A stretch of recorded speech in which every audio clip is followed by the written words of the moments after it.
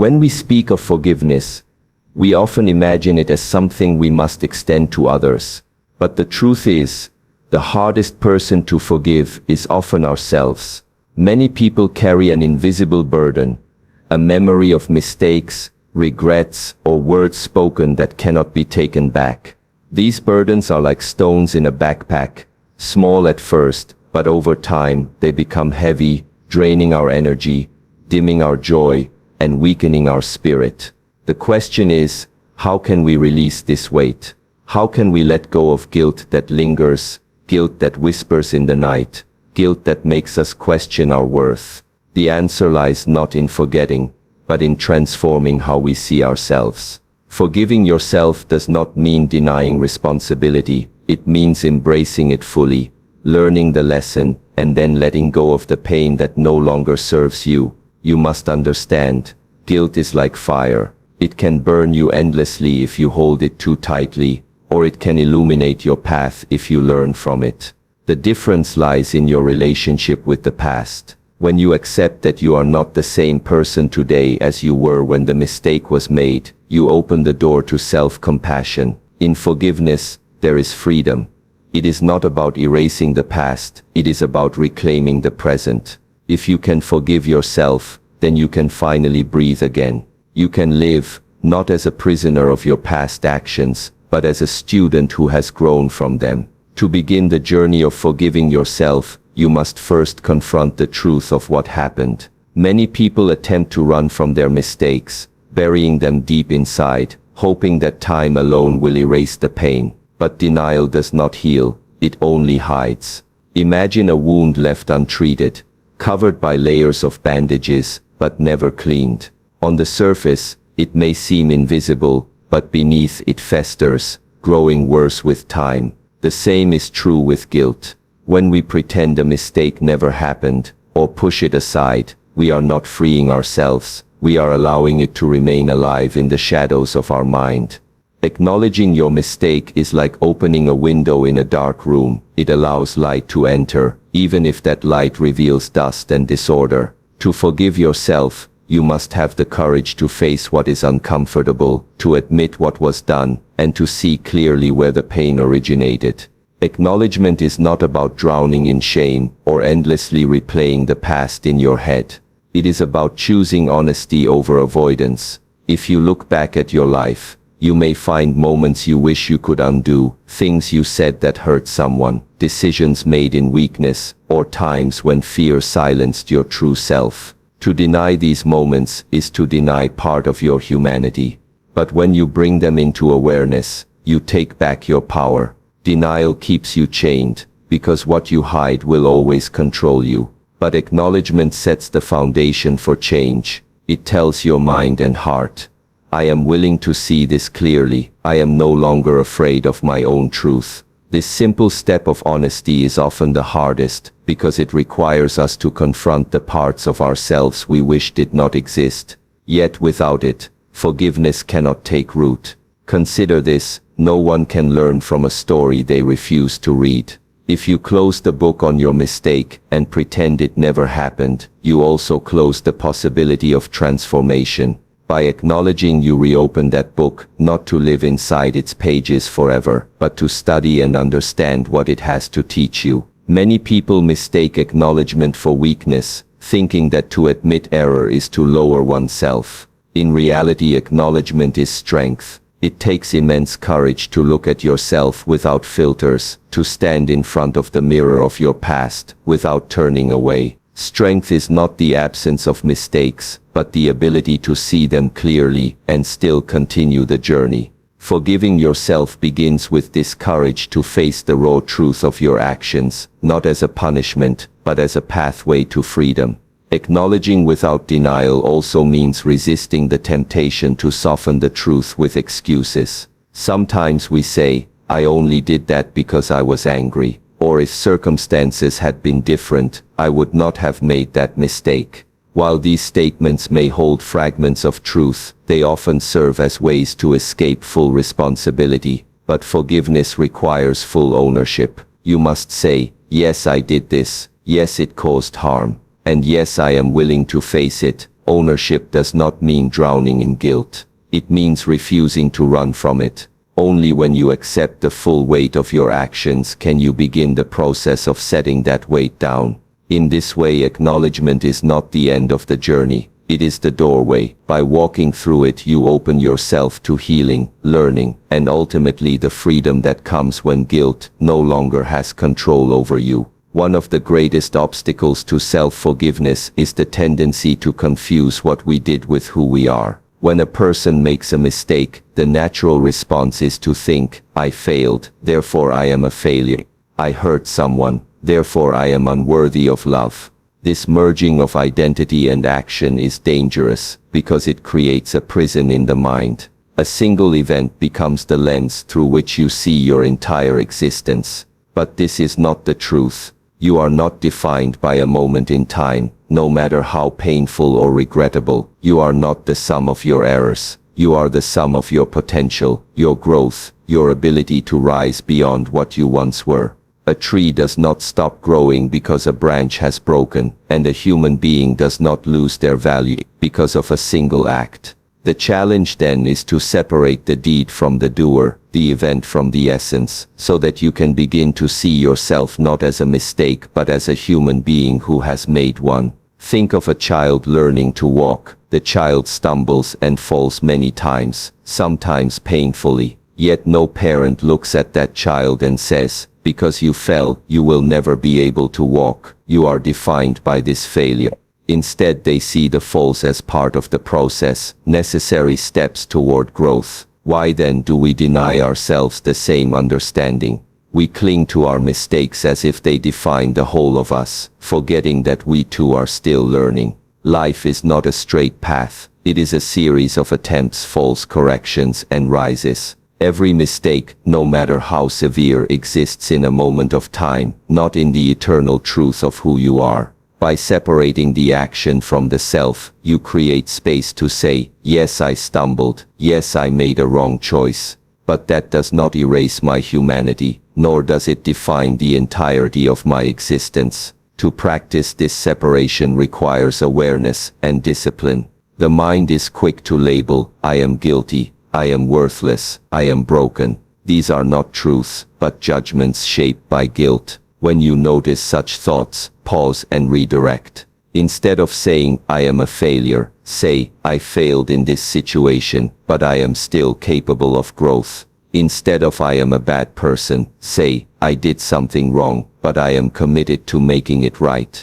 This shift in language creates a shift in perspective. Words shape how we see ourselves, and how we see ourselves shapes how we live. By training your mind to separate the action from the self, you begin to loosen the grip of guilt. You stop seeing yourself as permanently stained, and instead as someone carrying the possibility of renewal. It is important to remember that forgiveness does not mean erasing the action or denying its consequences. It means you choose not to collapse your entire identity into that one action. A person who lies is not condemned to be a liar for all eternity. A person who hurts someone is not doomed to be only a destroyer. Within every human being is the capacity for both darkness and light. A single wrong choice may have left a scar, but it does not erase your potential for kindness, wisdom, and love. To separate the action from the self is to see clearly.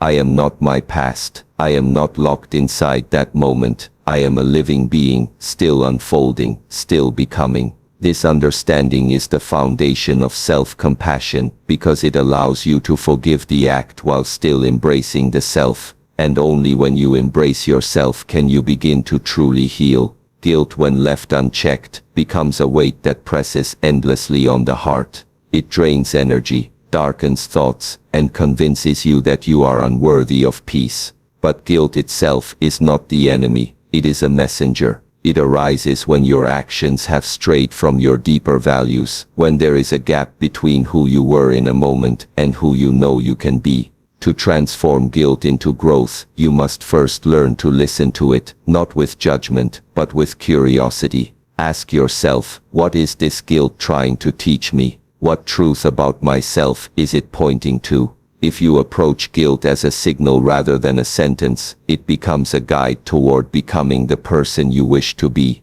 The mistake does not disappear, but its meaning changes. It shifts from being a chain around your neck to being a compass that points you in a better direction. Think of guilt as a fire. If you stand too close, it burns and destroys. If you run from it, it spreads uncontrollably and consumes the background of your life. But if you learn how to manage it, that same fire can provide warmth, light, and energy. In this sense, guilt is raw power. Misused, it leads to endless cycles of shame. Harnessed, it pushes you toward self-improvement and deeper wisdom.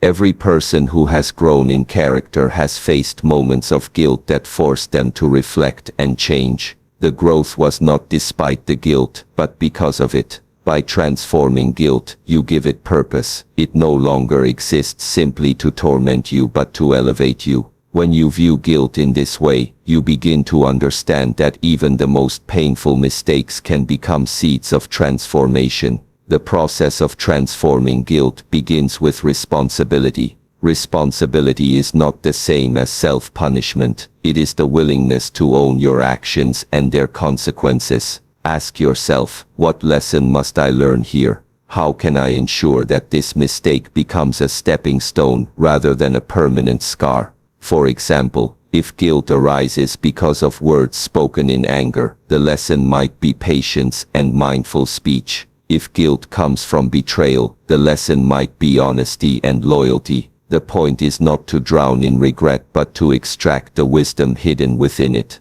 Life is a great teacher, and guilt is one of its sternest lessons. If you can turn your guilt into understanding, and understanding into new behavior, then you are no longer simply someone who made a mistake, you are someone who grew stronger because of it. There is also great strength in using your guilt to serve others. Many people who have walked through dark experiences later become guides for those facing similar struggles. The pain you carry can give birth to empathy. The mistakes you regret can fuel your desire to help others avoid the same path. In this way, guilt is not only transformed into personal growth, but into service and compassion. Instead of allowing guilt to isolate you, let it connect you to others. When you share your lessons, you prove that even broken pieces can be reshaped into something valuable. By turning guilt into growth, you affirm the truth that the past does not have to define you.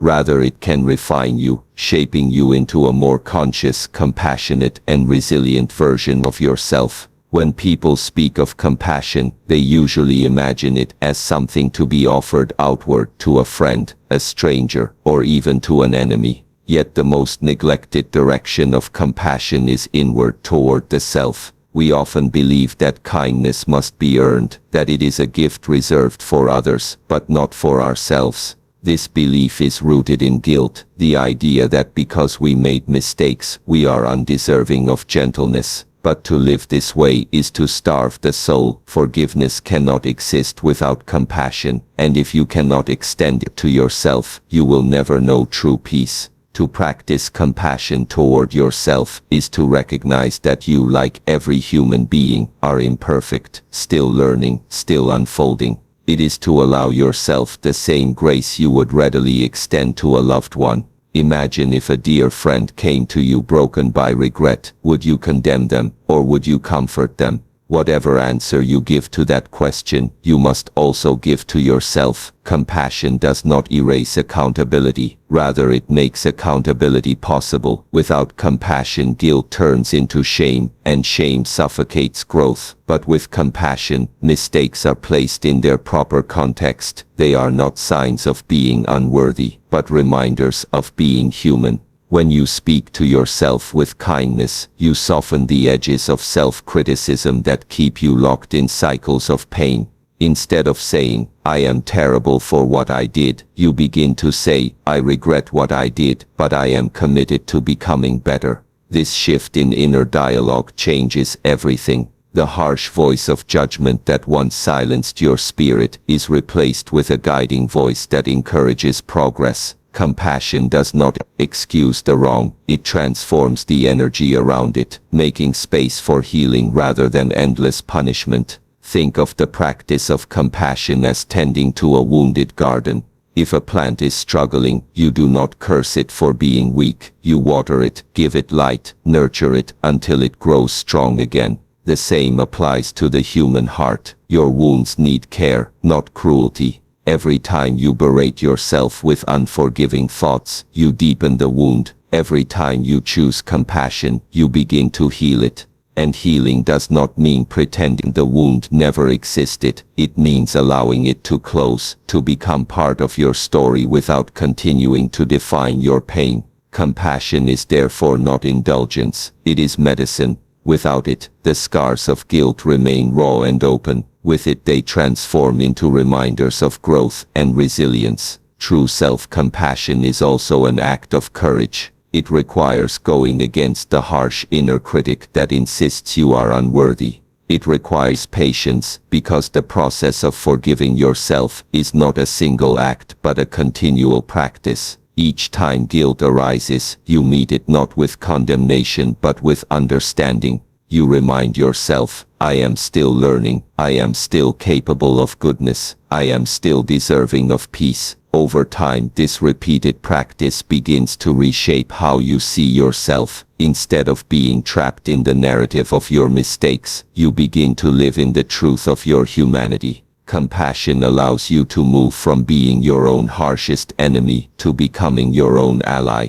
And when you are an ally to yourself, you create the inner foundation necessary to truly grow, to truly love, and to truly forgive. One of the greatest tragedies of guilt is that it pulls us away from the present moment. When you dwell endlessly on mistakes of the past, you are not truly living. You are replaying a story that has already been written. The present, which is the only place where change, peace and freedom exist, slips through your fingers while you are chained to yesterday. To reclaim the present moment means to recognize that although the past cannot be undone, it does not need to hold you captive. Life is happening now, in your breath, in your heartbeat, in the choices you make today. Forgiveness is the act of returning to this truth, of saying, what I did is behind me, but who I choose to be now is within my power. By reclaiming the present, you step out of the shadows of regret and into the light of possibility. Living in the present does not mean forgetting the past or pretending mistakes never happened. It means integrating their lessons and then releasing their grip. Consider the sky after a storm. The clouds may leave behind broken branches and damp ground, but eventually the sun shines again and life continues forward. If the sky were to hold on to the storm forever, there would never be growth, never renewal. The same is true for the mind. Guilt is the storm. It may shake you, it may leave marks, but if you remain trapped in its memory, you deny yourself the clarity and freshness that comes after it. Reclaiming the present requires the discipline of letting go, not letting go of responsibility, but letting go of the endless cycle of self-punishment. You say to yourself, I have learned, I have grown, and now I choose to be here, in this moment, alive and free. The present moment also offers you the chance to act differently. The power of forgiveness is not only emotional, it is practical. Every day provides opportunities to embody the lessons you have learned from your guilt. If you once spoke with anger, now you can speak with patience. If you once betrayed trust, now you can practice honesty. The present gives you countless small chances to live in alignment with the person you wish to be. By seizing those chances, you transform forgiveness into action. This is why reclaiming the present is so essential. It is not just about finding peace, it is about creating a new reality. The past cannot be changed, but the present can be shaped. And when the present is shaped with awareness and intention, the future begins to unfold differently. Finally, reclaiming the present moment is an act of liberation. Imagine carrying a heavy bag filled with stones, each stone representing a regret, a mistake, a guilty memory. For years you drag this weight, struggling to move forward. Reclaiming the present is like setting the bag down. The stones are still there, they do not vanish, but they are no longer on your back, no longer preventing you from moving freely. You acknowledge them, you accept them, but you no longer carry them as burdens. This act of liberation allows you to breathe again, to walk with lightness, to see the beauty that exists here and now. The present moment is the doorway to healing, and by stepping through it, you reclaim not only your peace, but also your power. When we speak of forgiveness, especially self-forgiveness, it is not a single act, but a journey. You begin by acknowledging your mistakes without denial, facing the truth with honesty, instead of hiding from it. Then, you learn to separate your actions from your identity, understanding that what you did does not erase who you are. From there, you transform guilt into growth, turning the heaviness of regret into the wisdom that guides your steps forward. Along the way, you practice compassion toward yourself, treating your own wounds with gentleness instead of cruelty. And finally, you reclaim the present moment, refusing to remain chained to yesterday, choosing instead to live fully in the freedom of today. Forgiving yourself is not about erasing the past, it is about no longer allowing the past to define your worth. It is not about pretending that mistakes did not happen, it is about proving that you are more than your mistakes. To forgive yourself is to embrace your humanity, to accept that imperfection is part of the path, and to recognize that every step, even the missteps, can lead to growth. So, if you carry guilt in your heart, know this: you are not condemned by it. You have the power to turn it into strength, to reshape your story, and to walk forward with peace. The past is unchangeable, but the present is alive, and it belongs to you. Do not remain a prisoner of what was. Instead, become the guardian of what is, and the creator of what will be. Forgive yourself, not because you wish to forget, but because you deserve to live.